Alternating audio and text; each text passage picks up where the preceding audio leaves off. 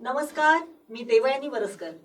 कोकणचं महाचॅनल Sindhudurg live अंतर्गत Mansi forum मध्ये आपल्या सर्वांचं सहर्ष स्वागत आहे. आज घटस्थापना. आजच्या दिवशी शैलपुत्री या स्वरूपात देवीची पूजा केली जाते आणि सिंधुदुर्ग लाईव्हने या नवरात्रीच्या 9 दिवसांमध्ये महिलांविषयक विविध कार्यक्रमांचं आयोजन केलेलं आहे आणि त्याचाच भाग म्हणून आजपासून आपण एक सुरू करत आहोत विशेष चर्चासत्र. आणि या चर्चासत्रामध्ये पुढचे 9 दिवस आपण महिलांविषयक विविध प्रश्नांवरती चर्चा करणार आहोत. आजच्या पहिल्या दिवशी आपल्याबरोबर आमच्या स्टुडिओमध्ये आलेले आहेत घे भरारी फाउंडेशनच्या सर्व सदस्य. या फाउंडेशनच्या सदस्यांबरोबर आपण आज चर्चा करणार आहोत महिलांच्या आरोग्यविषयक प्रश्नांविषयी. एकूणच या घे भरारी फाउंडेशनच्या हे जे सगळे कार्यकर्ते आणि त्यांच्या अध्यक्ष आपल्या आलेले आहेत. सिंधुदुर्ग लाईव्हच्या या स्टुडिओमध्ये आपण सगळ्यांचं स्वागत आहे. आज नवरात्रीचा पहिला दिवस आहे. एकूणच आज निसर्गाने सुद्धा आपलं स्वरूप बदललेलं आहे. म्हणजे गेले काही महिने खरं तर बघितलं तर एकतर कोविडमुळे आणि नंतर पावसामुळे सर्वसामान्य माणसांचं आयुष्य किंवा जीवनमान खूपच हैराण झालेलं होतं. म्हणजे पावसाने तर अति कहरच केलेला होता. परंतु सुदैवाने आज सकाळपासून बऱ्यापैकी उघडीप पावसाने दिलेली आहे. एकूणच नवरात्रीच्या या दिवशी सृष्टीमध्ये सुद्धा एक नवचैतन्य आलंय असं म्हटलं तर वावगं ठरणार नाही. आणि या निमित्ताने घे भरारी फाउंडेशनच्या या तुम्ही सगळ्या दुर्गा आज आमच्या स्टुडिओमध्ये आलेल्या आहात. एकूणच आज आपण आरोग्यविषयक प्रश्नांसंदर्भात चर्चा करणार आहोत. मी पहिल्यांदी तुमच्या या घे भरारी फाउंडेशनच्या संस्थापक अध्यक्षा सौ मोहिनी मडगावकर यांना विचारू इच्छिते की एकूणच जर बघितलं तर तुम्ही तुमच्या फाउंडेशन मार्फत असे कुठले महिलांविषयक आरोग्याचे प्रश्न आहेत की ज्यांच्यावरती तुम्ही आतापर्यंत काम केले आणि तुम्हाला असे कुठले प्रश्न आहेत की ज्याच्यावरती आणखीन काम करणं आवश्यक आहे असं वाटतंय? आम्ही आमच्या घे भरारी फाउंडेशन तर्फे महिलांसाठी कॅम्प घेतो, मेडिकल कॅम्प घेतो. त्याच्यात सर्रास महिलांचं हिमोग्लोबिन बऱ्यापैकी कमी असतं. म्हणजे तसं कोण आपल्या महिला तर सध्याच्या जीवनशैली बदलल्यामुळे आणि स्वतःची असं हे करत नाहीत की काळजी घेत नाहीत. मग महिलांनी पण आपल्या HB वरच सगळे पुढील आजार सगळे HB वरच अवलंबून असतात. हिमोग्लोबिन व्यवस्थित असेल तर पूर्ण म्हणजे तो माणूस फिट असतो. मग ह्याच्यासाठी आम्ही बऱ्याच वेळा हिमोग्लोबिन HBचं कॅम्प घेतलाय. परत महिलांच्या बाकी तपासण्या केल्या. कारण बऱ्यापैकी महिला ह्या आपण आपल्याकडे लक्ष देत नाहीत, आपल्या फॅमिलीवर जास्त लक्ष देतात आणि आपल्याकडे दुर्लक्ष करतात. मग ह्याच्यासाठी आम्ही असं करतो की त्या निमित्ताने त्या महिला आमच्याकडे येतील, आपली तपासणी करून घेतील आणि त्यांना काही प्रॉब्लेम असतील तर तेव्हा कळतच ना की आता आपल्याला काहीतरी कमी आहे. मग त्याच्यावर ते आपल्यावर लक्ष देतील. हा आमचा एक मेन हेतू असतो.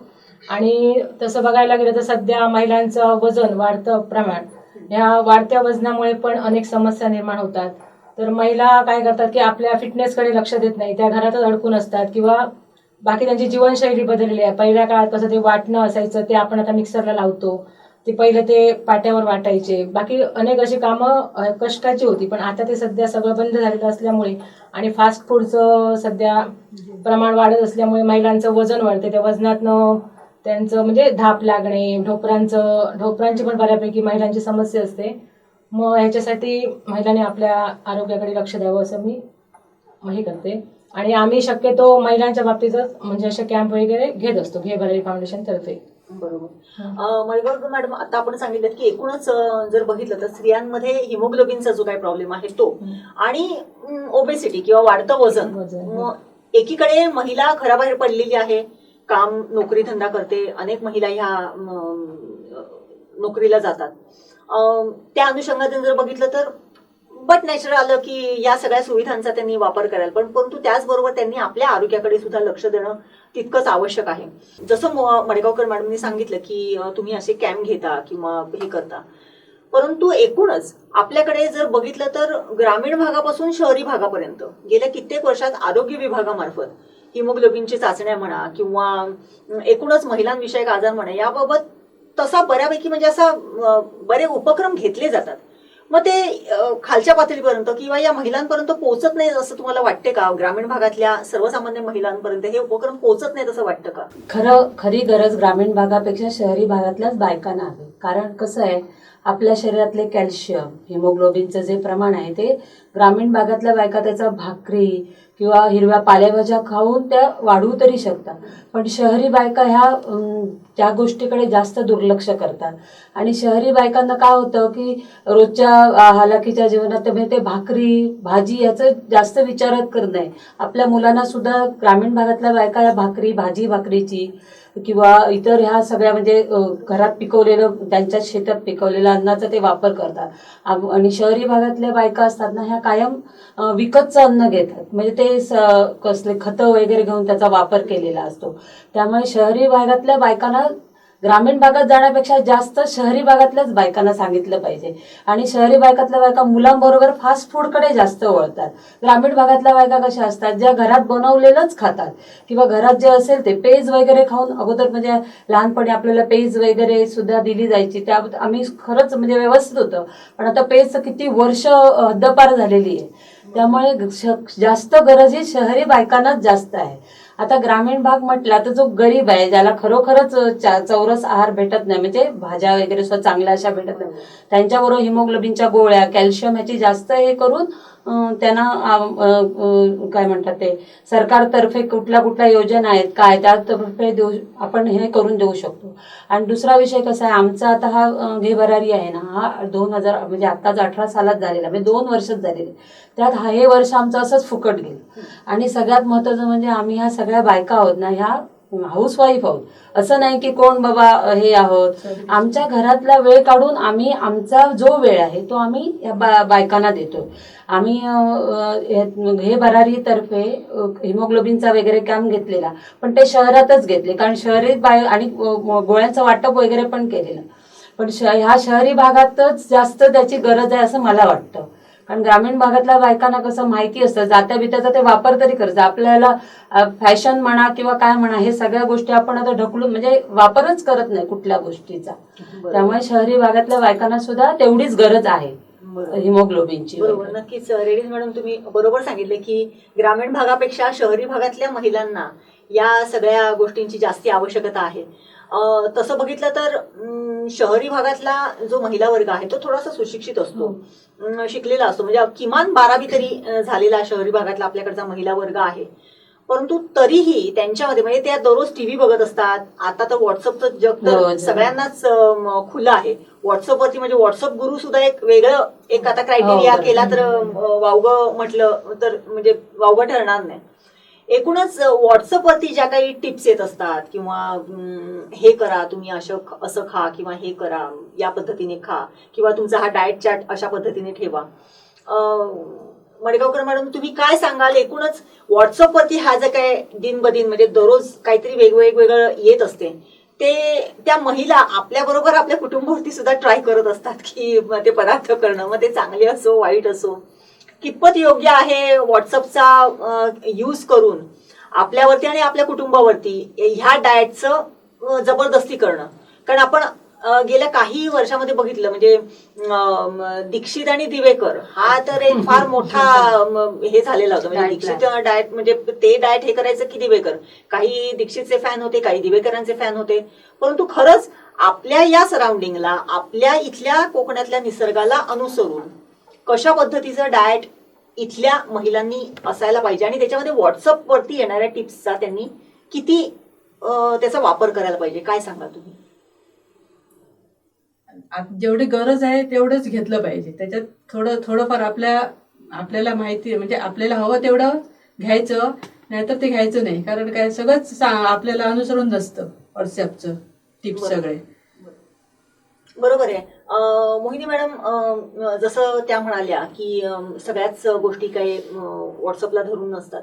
एकूणच आपल्या सिंधुदुर्गची जर भौगोलिक परिस्थिती आणि इथलं जर नैसर्गिक वातावरण जर बघितलं तर इथल्या महिलांनी नक्की कुठल्या पद्धतीचं डाएट हे करायला पाहिजे. कारण आता फास्ट फूडचा जमाना तर सगळीकडेच आहे. सगळ्या शहरांमध्ये चायनीज पंजाबी आता थोड्या दिवसांनी कदाचित इटालियन वगैरे सुद्धा हॉटेल्स दिसायला लागतील. म्हणजे त्या ह्याची ऑलरेडी आपण पिझ्झा वगैरे आपण घरी खातच असतो. परंतु आपलं जे पारंपरिक जेवण आहे आपला जो पारंपरिक डाएट आहे त्याच्यावरती किती भर द्यायला पाहिजे आणि त्याच्यातून कसं या सगळ्याच आपली तरुण पिढी आणि पर्यायी महिला कशा सशक्त होऊ शकतील काय. माझ्या मते हे व्हॉट्सअपला वगैरे येतं ते म्हणजे ते थोडंफार आपल्या शरीरासाठी योग्य असेल पण जास्त करून ते अयोग्यच असतं.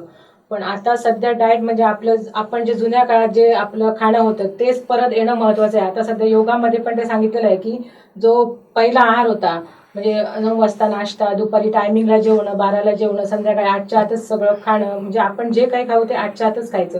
पण सध्या कसं होतं आपण 9, 10, 11 कधी पण जेवतो.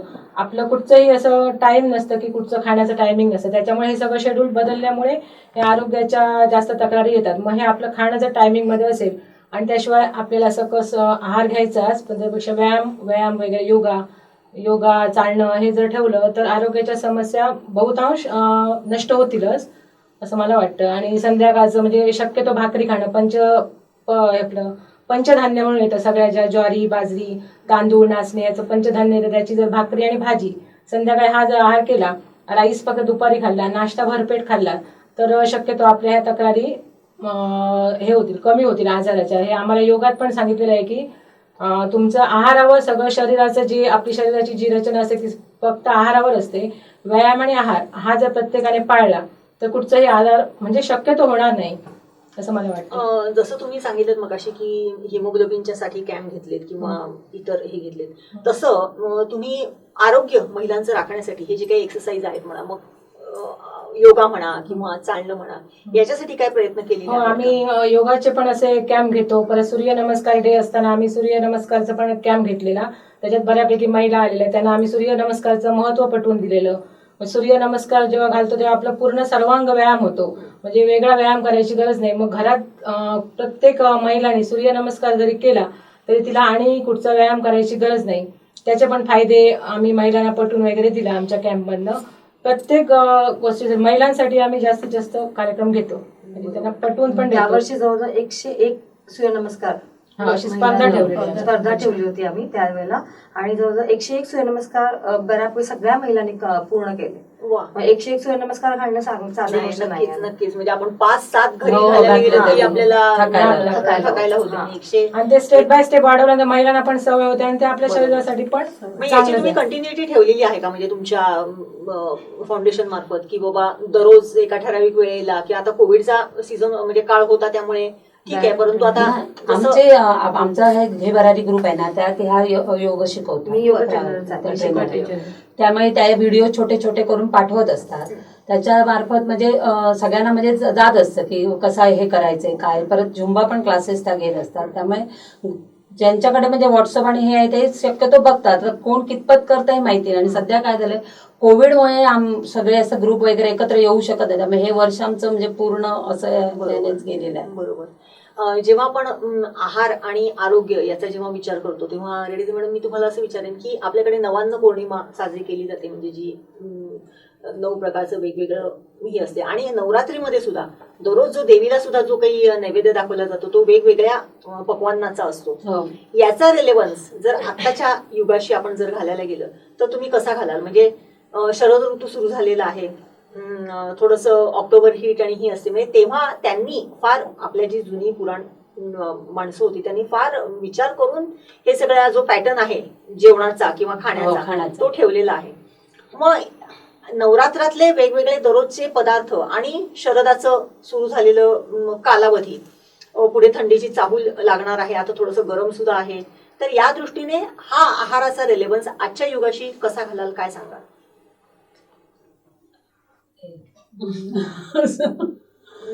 नाही मॅडम, तुम्ही सांगा. आता शरद ऋतू म्हटला तर बघा, जर थंडीही नाही आणि गरमीही नाही, जस्ट शिशिराची चाहूल आहे. थंडी आता सुरू होणार.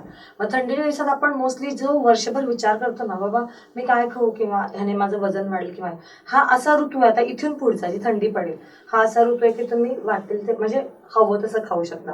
तर एक तर या महिन्यामध्ये भूक चांगली लागते आणि ती पचण्याची जी ताकद आहे ती ह्या महिन्यात असते. त्यासाठी जेवढं हेवी अन्न आपण जितकं घेऊ, मग सांगतो किती म्हणजे श्रीखंड आवडतं, आपल्याला गोडाचे पदार्थ जास्त आवडतात जे जड आहेत, मोस्टली आपण इतर वेळेला नाही खाऊ शकत गरमीमध्ये, पण ते जर सध्याच्या दिवसात आपण खाल्ले तर ते पचायलाही जड. तशा रिलेटेडच बघा, सगळे जो आपण भोग चढवतो तो सगळा हेवी असतो, म्हणजे पुरी असू दे, श्रीखंड किंवा अशा प्रकारचा भोग असतो. देवीला 9 दिवस वेगवेगळा असतो, किंवा आता बाजरीची भाकरी येते. हे जे सगळे प्रकार ते तेवढ्यासाठी की बाबा जास्तीत जास्त उष्मांकही आपण जे काही कमवायचे म्हणतो ताकद किंवा पूर्ण वर्ष आपल्या पुराची असेल ती आत्ता आणि या ह्याच्यात पुरायची, त्या रिलेटेडच तसंच त्यांनी अन्नाचा म्हणजे पूर्वीच्या लोकांनी हा विचार करून ठेवलाय आणि तसंच आपण देवीला चढवतो आणि तो आपण आपल्या आहारात समावेश केला तर नक्कीच आरोग्यही चांगलं राहील आणि पूर्ण पुढच्या ह्याच्यासाठी आपण सक्षमही राहू. बरोबर. नक्कीच बरोबर सांगितलं तुम्ही. आपण जर बघितलं आता तुम्ही शहरी महिलांसंदर्भात बोललात, परंतु सर्रास आपण जर बघितलं गेल्या काही वर्षांमध्ये ग्रामीण भागातल्या महिला सुद्धा म्हणजे ज्या शेतीमध्ये राबतायत किंवा ज्या इतर कष्टाची कामं करतायत त्यांना सुद्धा डायबेटीस म्हणा किंवा ही महिला हार्ट अटॅकने गेली म्हणजे ती काही हिस्ट्री नसताना किंवा ती राबत असताना म्हणजे गप्प बसून आहे किंवा काय आहे, स्थूल झाली किंवा काय असंही नाही. याची काय कारणं असू शकतात? म्हणजे स्ट्रेस हा एक आहे, थोडासा स्ट्रेस डज मॅटर म्हणजे या सगळ्या गोष्टींमध्ये काय कारणं असतील आणखीन या व्यतिरिक्त असं आपल्याला वाटते? कारण आपण अनेक फार वास्ट ह्याच्यामध्ये फिरत असता या महिलांमध्ये, काय वाटते आपल्याला या व्यतिरिक्त काय कारणं आहेत? सध्या कसं आहे, ग्रामीण भागात कष्ट करत जरी असल्या महिला तरी ते त्यांचं जे शेतात पिकवतात, जे शेतातलं अन्नधान्य जे पिकवतात ते सध्या खतावरचं असतं आणि ते खत वापरत असल्यामुळे बऱ्यापैकी ते खताचा वापर करत असल्यामुळे त्यांना हे आजार होतात.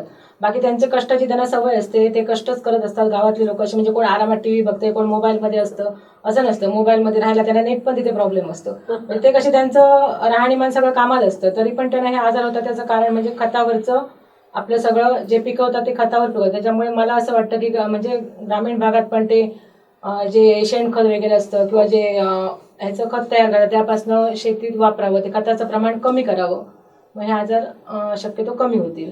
आणि गावात कसं होतं, लोक आपल्या म्हणजे आपल्या तब्येतीकडे लक्ष देत नाही, चालणं बिळणं हे त्यांचं होत नाही. घरात तर काम ते करतात पण त्याच्यातनं आपल्या शरीराला जे हवं असतं ते त्यांना असं व्यायाम मिळत नाही. मग तो चालणं वगैरे, योगा, चालणं, जिम हे प्रकार तिथे नसतात. मग त्या अभावाने हे असे आजार होतात. आणि खाण्याकडे पण त्यांचं दुर्लक्ष होत असतं आणि त्या कामातच राहतात, कष्ट करत असतात, कामात राहतात, आपण ते वेळेवर खात नाहीत. हा मेन त्यांचं आजाराचं कारण बरोबर असेल. आहे. जसं आपण मगाचपासून चर्चेलं की एकतर खाण्यापिण्याच्या आपल्या वेगळ्या ट्रेडिशन्स म्हणजे बदललेल्या ट्रेडिशन्स, व्यायामाचा अभाव हे शहरातल्या महिलांपर्यंत मर्यादित राहील, परंतु ग्रामीण भागातल्या महिलांमध्ये सुद्धा थोडंसं म्हणजे खतांचं की म्हणजे आपण जे आता बघतो की रासायनिक खतांचा जो काही वापर वाढलेला आहे त्यामुळे सुद्धा अनेक रोगांचा सामना एकूणच आपल्या सगळ्यांनाच करावा लागतो. महिला म्हटल्या की त्यांचा जो मासिक धर्म आहे तो काही कोणालाच चुकलेला नाही. मुलगी एक आता तर खूपच अलीकडे आले म्हणजे 12 पूर्वी तो क्रायटेरिया म्हणजे 14-15 वर्षाचा होता, आता 11-12 वर्षापासूनच मासिक पाळी जी आहे ती सुरू होते. आणि आपल्या जिल्ह्यामध्ये बऱ्यापैकी मासिक पाळी व्यवस्थापनाच्या संदर्भात, कारण ती जी असते मुलगी 11-12 वर्षाची शाळेत जाणारी असते, ऍडोलसन म्हणजे ज्याला काय म्हणतात त्याला, तो पिरियड तिचा सुरू झालेला असतो. थोडंसं पूर्वापार असलेला आपल्या ह्याच्यावरती असलेला पगडा की मासिक धर्म म्हणजे काहीतरी फार हे आहे विटाळ, म्हणजे शिवाशिव करायची नाही किंवा हे अशा पद्धतीचं जो हे तो थोडासा ग्रामीण भागामध्ये. एकीकडे शहरीकरण झालं, टीव्हीवरती बघतो आपण दररोज सॅनिटरी पॅडच्या 100 वेळा जाहिराती दाखवत असतात, परंतु त्याचा उपयोग कितपत केला जातो किंवा केला जायचा. आणि आता आपल्याकडे उत्कर्षा नावाच्या कार्यक्रमांतर्गत प्रत्येक शाळांमध्ये मासिक पाळीच्या अंतर्गत सॅनिटरी पॅड वापरण्याचं जे काही हे केलेलं आहे, प्रकार घालण्याचा जो काही प्रयत्न सुरू केलेला आहे, बऱ्यापैकी त्याचा परिणाम दिसलेला आहे. नाईक मॅडम, मी तुम्हाला विचारेन की तुम्ही योगाच्या माध्यमातून म्हणा किंवा आरोग्यविषयक ह्याच्यामधून म्हणा अनेक अशा मुलींच्या तुम्हाला म्हणजे तुम्हाला भेटल्या असतील, मग मासिक पाळीच्या वेळेस सॅनिटरी पॅड वापरणं हे कितपत योग्य आहे? आणि दुसरी गोष्ट अशी की सॅनिटरी पॅड आत्ताच्या युगामध्ये वापरणं हे ठीक आहे, परंतु त्याचं जे डिस्पोजल आहे, कारण ते इझिली डिस्पोज होत नाही, तर त्याच्यासाठी काय करण्याची आवश्यकता आहे असं तुम्हाला वाटतं? आता एक साधी गोष्ट सांगायची मला म्हटलं तर सध्याचा एक बेसिक प्रॉब्लेम मी सध्या ज्या मुली फेस करतायत, ज्या माझ्याकडे यायच्या, त्यांना तो PCODचा प्रॉब्लेम, पॉलिसिस्टिक ओव्हॅरियन सिंड्रोम म्हणतात त्याला. म्हणजे पाळी नियमित नाही मोस्ट ऑफ, त्याच्यामुळे जाडी वाढलेली आहे, हाईट तर कमी आहे पण जाडी वाढलेली आहे. त्याच्याबरोबर रिलेटेड पुढे नेक्स्ट जेव्हा त्या अजून मोठ्या होतील पुढे प्रॉब्लेम काय होतं, फर्टिलिटी होत नाही, म्हणजे बेबी व्हायच्या वेळेला प्रॉब्लेम. जर तुमची पाळी व्यवस्थित नाही तर ते पूर्ण तुमचं आरोग्यही त्याच्यावर डिपेंड आहे. जर पाळी व्यवस्थित असेल तर तुमचं चक्र व्यवस्थित चालू असतं. सध्या काय होतं, मुली लवकर वयात येतात. पूर्वी कसं आमच्या वेळेला होतो आम्ही 8वी 9वी हा पिरियड होता. सध्या मी पाहते तर 5वीच्या मुली 4थीच्याही मुलींची पाळी आलेली आहे. कारण हे कसं आहे, हे सध्याचं जे इंटरनेट युग आहे त्यावर थोडेसे हार्मोनल कंट्रोल सध्या मुलींनी काय बऱ्याच गोष्टी आहेत अशा की बाबा त्यांचा लवकर हे होत आहे. या गोष्टी खरं तर बरोबर नाही, जे ते त्या वयात व्हायला हवं. यासाठी म्हणाल तर PCOD हा प्रोग्राम खास योगामध्ये काही आसनं आहेत की ज्यामुळे हा जो प्रॉब्लेम आहे मुलांमध्ये किंवा महिलांमध्ये तो आपण कमी करू शकतो. आणि पॅडच्या बाबतीत म्हणाल तर पूर्वी काय वापरायचे, पूर्वीच्या बायकांमध्ये अजिबात हायजीन नव्हतं. कपडा वापरायचे, काही ठिकाणी राख वापरायचे, सुकलेली पानं, म्हणजे अशा गोष्टी त्या यूज करत होत्या महिला. मग तुम्ही सांगा की ह्यातून त्यांचं हायजीन काय जपलं जात असेल. कपडा जरी वापरायचे, कपड्यामध्ये सुद्धा तो त्या वेळेला स्वच्छ धुतला गेला पाहिजे, दिवसातून 3-4 वेळा बदलला गेला पाहिजे, डेटॉलमध्ये तो घाल. पण इतकं ग्रामीण भागापर्यंत किंवा जे आता आपण बघतो बऱ्याच महिलाच्या फिरत्या असतात त्या लोकांमध्ये हे सगळं अवेअरनेस नाहीये. मग ह्यातूनच पुन्हा गर्भपिशवीचे प्रॉब्लेम्स येतात, कॅन्सर होतो, ते अशा बऱ्याच गोष्टी या हायजीन नसल्यामुळे होतात. आणि शाळेचा तो उत्कर्ष प्रोग्राम म्हणा तर खूप चांगला प्रोग्राम राबवता येत त्या. आणि सॅनिटरी पॅड म्हटलं तर हे बायकांसाठी खरोखर चांगले आहेत. पण तेही कसं आहे, दिवसातून किती वेळा बदलायला हवे हेही शिक्षण त्याबरोबर द्यायला हवं. की बाबा किती तास वापरायचं, केव्हा चेंज करायचंय हेही त्यांनी व्यवस्थित सांगितलं पाहिजे. आणि डिस्पोजेबल बघाल तर तुम्ही बऱ्याचदा बघितलं असेल, समुद्रकिनारी असेल किंवा बऱ्याच पाण्याच्या अशा ठिकाणी किंवा टॉयलेटच्या फ्लशमध्ये सुद्धा ते फ्लश करून टाकतात. मग ते कुठे बऱ्याच असे प्रॉब्लेम येतात. आणि ते कुठे मग आपण हे कुठेही जाऊन पाणी शेवटी समुद्राला जाऊन मिळेल. मग हे जर असं झालं तर पुन्हा त्यातून नवीन रोग, नवीन समस्या उद्भवणार. मग यासाठी काय केलं, सध्या नगरपालिकेने सुद्धा काय केलं होतं, मध्ये आपल्या सावंतवाडीत तो उपक्रम राबवला होता की जे काय तुमचे सॅनिटरी पॅड्स आहेत ते वेगळे तुम्ही बाजूला करा आणि सेपरेट पिशवीत तुम्ही ज्यावेळेला गाडी येईल त्यावेळेला तुम्ही. कारण मला नाही वाटत आहे की एक लाजे खातर असेल किंवा कुठल्या तरी गोष्टी खातर असेल हे झालं नाही तो, कारण सध्या कुठेही तो माणूस असा फिरताना दिसत नाही. मग शेवटी ते असे, आणि जेव्हा ते बाहेर तिथे नेले जातील डिस्पोज करायला, तिथे सुद्धा सध्या एक मशीन आहे, त्यामध्ये टाकले जातात, जाळले जातात. पण जाळल्यामुळे त्यातून जे येतं ते पुन्हा हवेत पसरतात, असं एअर पोल्युशन. मग यावर उपाय म्हटला तर असे पॅड तयार केले पाहिजेत की ज्यात केमिकल जास्त नाहीये आणि जे बायोडिग्रेडेबल असतील, की जे समजा पुरले किंवा जमिनीत जर गेले तर त्याचा यूज, जसं आपण एखादं झाड जमिनीत गेल्यानंतर किंवा ते वाळतं सुकतं त्याचा जसा उपयोग होतो जमिनीला, इको फ्रेंडली कसं आहे तशा प्रकारचे जर पॅड असे तयार होत आहेत सध्या, जर तसे झाले तर तो अवेअरनेस करावा आणि हे पॅड बंद करून अशा प्रकारचे पॅड जर केले तर हा प्रॉब्लेम आहे दूर होतो. नक्कीच फार उपयुक्त माहिती दिलेली आहे नाईक मॅडम. तुम्ही स्वतः एक योगा टीचर आहात आणि योगाच्या अनुषंगाने तुम्ही प्रबोधन करत असता.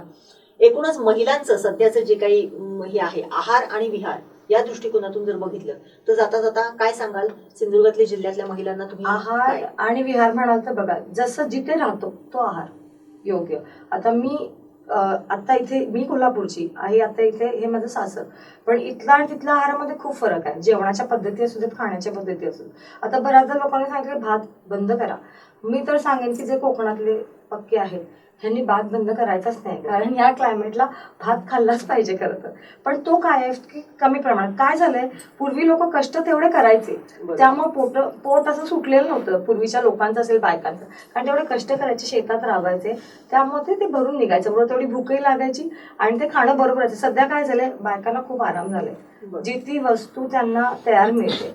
आणि सध्या झोमॅटो, स्विगी सारखे असे जे आहेत त्यामुळे ऑनलाईन तुम्ही घरी मागवू शकता. याच्यामुळे सगळं बैठं काम आहे. व्यायाम करायचा कंटाळा आहे, म्हणजे खरं जाईपर्यंत म्हणजे जातातही बायका, पण ते कंटिन्यू करतील हेही नाही. मग या अशा गोष्टी आहेत. मग आपण त्या खाण्याला दोष देऊन चालणार नाही. या वातावरणाला जसा तुम्हाला आहार हवा तसाच आहार. आपण इथे नाचणी पिकते, आपल्याकडे नाचणी आहे, भात आहे, चपाती खरं तर इथे नाही. चपाती इथे पूर्वी कोण खायचं नाही, पण सध्या एक बघितलं तर ऑलमोस्ट इथे चपाती खातात. पण असू दे, पण ते भात सोडा हे मला इथल्या लोकांचं पडत नाही. थोड्या प्रमाणात भात खाल्ला, इथला जो आहार आहे तो महिलांनी रेग्युलर आणि संतुलित आहार आणि त्याच्याबरोबर एक व्यायाम, चालण्याचा असू दे किंवा योगामधल्या काही आसनं असू दे, हे केलं तरी पुष्कळ फरक पडतो. रोजचे सूर्यनमस्कार जरी 14 घातले तरी पुष्कळ आहे, कारण तो 6-7 आसनाची साखळी आहे त्याच्यामध्ये. मग तेवढं घातलं तरी तुम्हाला शक्य आहे आपल्या स्वतः सगळं आरोग्य ठीक ठेवणं. तर तुम्ही स्वतः व्यवस्थित असाल तर पूर्ण घर व्यवस्थित असणार. त्याच्यामुळे आहार आणि विहार अशा प्रकारे आपण जर मेंटेन ठेवलं तर सगळं व्यवस्थित साध्य होऊ शकेल. बरोबर आहे. एकूणच आज नवरात्रीचा पहिला दिवस. आजच्या पहिल्या दिवशी सावंतवाडीतील घे भरारी फाउंडेशनच्या या सगळ्या सदस्य आपल्या स्टुडिओमध्ये आले आहेत आणि एकूणच महिलांचं आरोग्य या संदर्भात आता सध्याच्या आयुष्यामध्ये ज्या काही समस्या थोड्याशा भेडसावतात महिलांना, त्या संदर्भात त्यांनी फार त्रोटक पण महत्वाची अशी चर्चा केलेली आहे. त्यांच्या चर्चेतून निश्चितच असं जाणवलेलं आहे की ग्रामीण भागातल्यापेक्षा शहरी भागातल्या महिलांना सध्या व्यायामाची, योग्य आहाराची अत्यंत आवश्यकता आहे. आणि नाईक मॅडमने तर सांगितलं, त्या योगा टीचर आहे, त्यांनी सांगितलं की जिथे तुम्ही आहात तिथला आहार आणि तिथला विहार या अनुषंगानेच तुमचं जे काही दिनचर्या आहे ती असायला पाहिजे.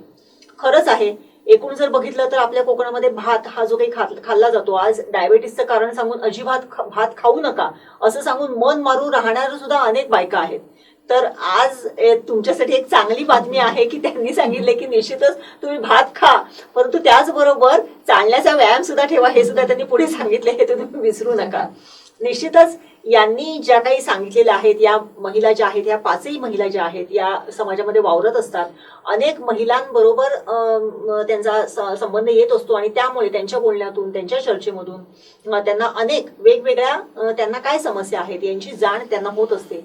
आणि निश्चितच त्यामधून त्यांनी जे काही आज सांगितलेलं आहे त्याचा बोध आपल्या जिल्ह्यातल्या महिला निश्चितच घेतील आणि आपलं आरोग्य, आपला आहार चांगला ठेवून आपल्या कुटुंबाचं आरोग्य सुद्धा चांगलं ठेवतील अशी आपण आशा करूया.